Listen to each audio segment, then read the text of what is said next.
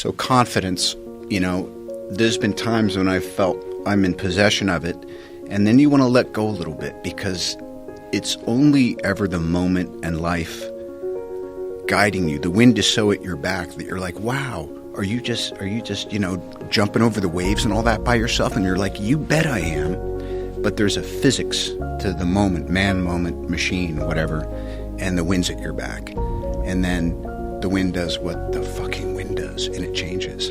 And if you're left there thinking, so I think it's great to be in full possession of what you would call supreme confidence, and then see what happens if you don't hold on to it so hard, because it's great, but it is a bit of an illusion, because like everything else, it's always changing. And every day, the reset button, the space bar gets pressed, and it's like, now what? Yeah. The reset button. Yeah. You kind of have to have a confidence to jump into some of the roles that you've taken, though. But I see what you're saying. Like that, you don't want to hold on to it. Because it could come and go. I remember Warren Beatty, who I learned so many amazing things from. I was doing a movie called The Pickup Artist with Molly Ringwald. I remember that movie. Okay, and he was kind of the de facto producer of it, uncredited, and he taught me a lot about just acting and what it was. And he said, what's your action in this scene? And I was like, oh no, he's asked me. I was like, my action, I'm picking up girls. He goes, what's your action in this scene? And I was like, I'm driving a car. And he asked me, like, that thing sometimes when someone asks you a question and just you get caught flat-footed. And he goes, no, your action is you're trying to go to work, but you're getting distracted by this addiction you have to trying to get laid.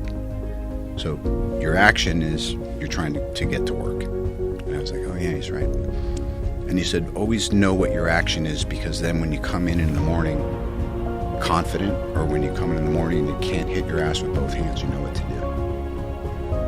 do. So to me, one of the great lessons I learned from him was, oh yeah, just boil down what it is you're doing, whether there's a camera around or just what am I doing today. Today I'm showing up and I'm trying to be honest and also to listen and learn.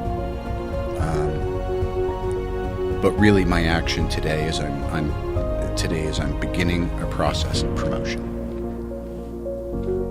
Warren Beatty's another guy who learned how to put his guns down. Yeah. It's like I remember watching that Madonna movie. Remember when he was dating Madonna? Truth or Dare. Yeah, So and awesome. He's hanging around with her, and she's in the throes of fame and everything, and he's like, "What in the fuck is going on here?"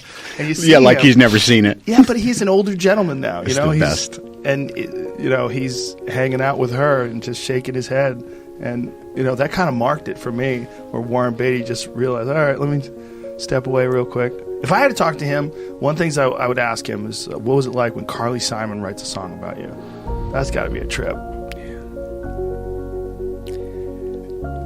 So many. I mean, we should do a whole session just about things I learned from Warren Beatty. Yeah? I'm telling you. I would imagine. He's a brilliant guy.